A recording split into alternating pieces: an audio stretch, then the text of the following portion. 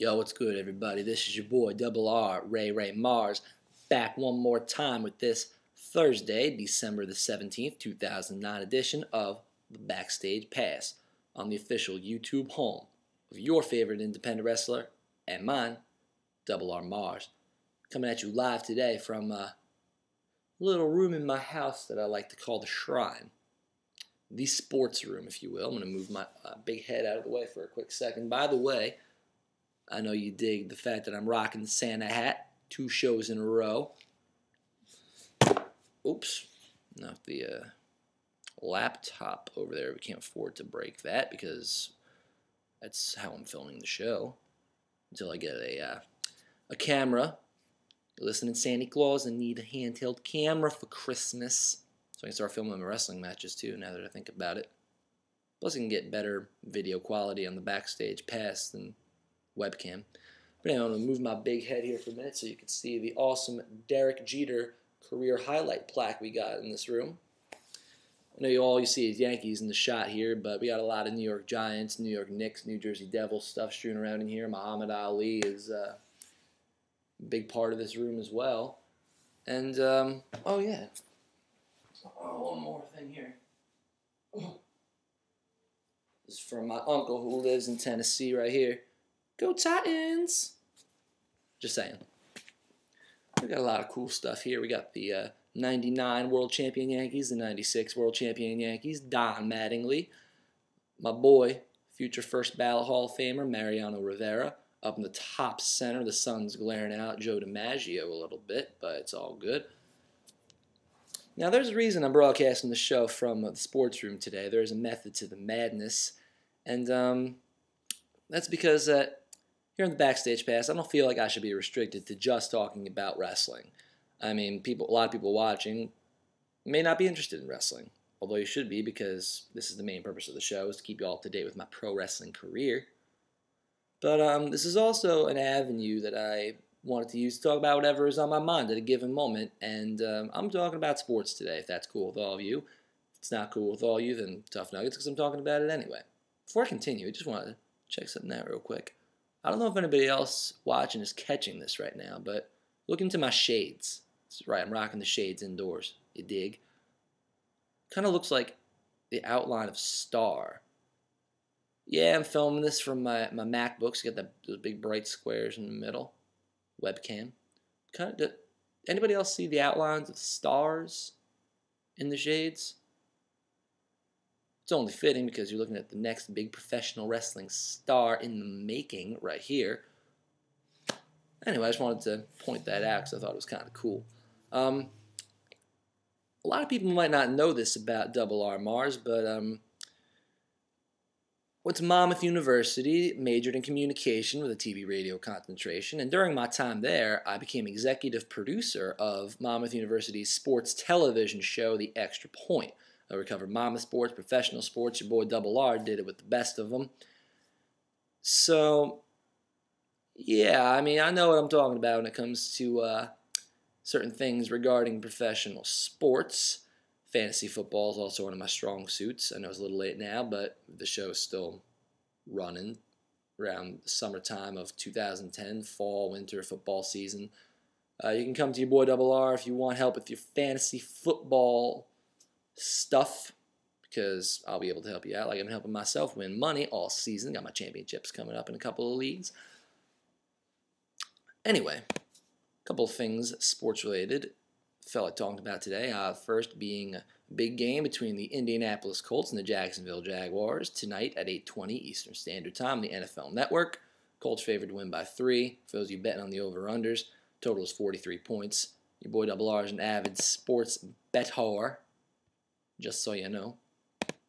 And doing very good for my picks against the spread this year. One of the best years I've ever had.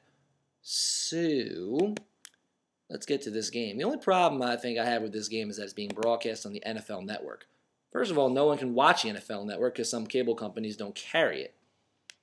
And secondly, they don't get much advertising, so they have to continuously show these annoying Play 60 PSAs to their 20 viewers.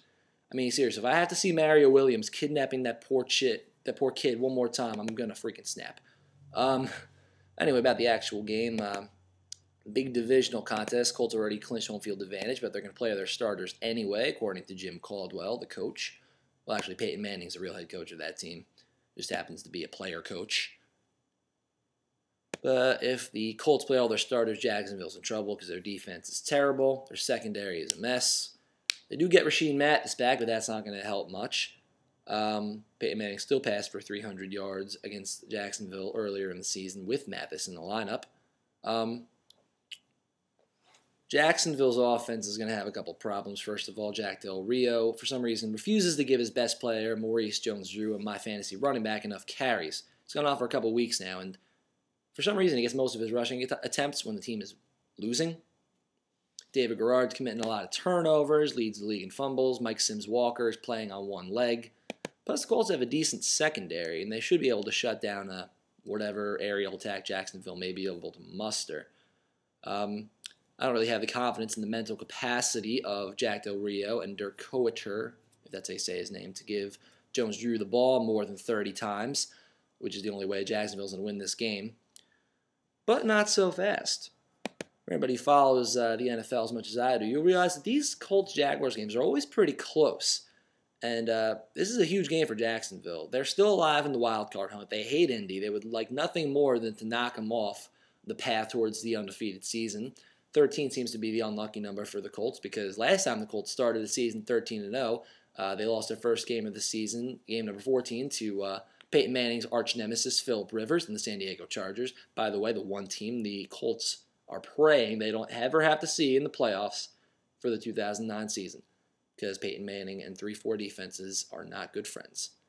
Historically speaking, you saw that against the Broncos last week, even though Colts did win. Peyton didn't play his best game. But anyway, this contest definitely means a lot more to Jacksonville. It's also a very underrated concept about this game. It's a short travel week for the Colts. Thursday night home teams this year have been very successful. I mean, just look at the Browns last week beating the Steelers in Cleveland. Well, the Steelers are falling apart, and I figured it'd be more of a home game for them because there'd be more Steelers fans and Browns fans in the audience, but I guess not. But Colts are traveling on a short work week to Jacksonville, a team that wants to knock them off pretty bad, especially to stay alive in the playoff long, because you got a lot of teams fighting for playoff berths, including the Titans. Yeah, Titans. Yeah. That's from Uncle Butch in Tennessee. Big Tennessee fan. So Jacksonville does need to win this game to stay alive. They don't want to lose any ground. But all things considered, the spread is Colts by 3. I think they're going to win, and they're barely going to cover because Jacksonville's going to play them real tight. Final score prediction, 21-17. Colts, you heard it here first.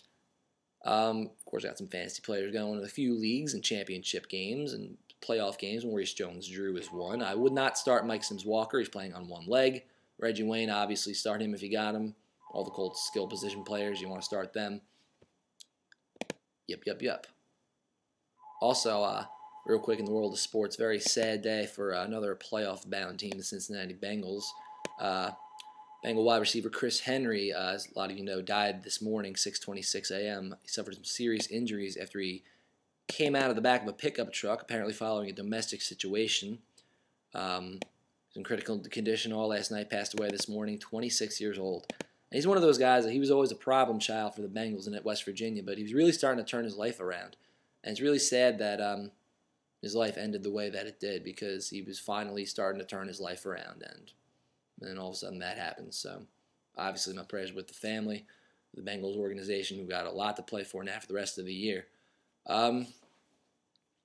It's about all the time I have on the Backstage Pass today. I'm going to go find a massage chair because my back is killing me. Been raking a lot of leaves at the bottom of my driveway, the part of the driveway that nobody's going to pay any attention to, so I don't know why I got to rake the leaves. And now my back is sore because of it.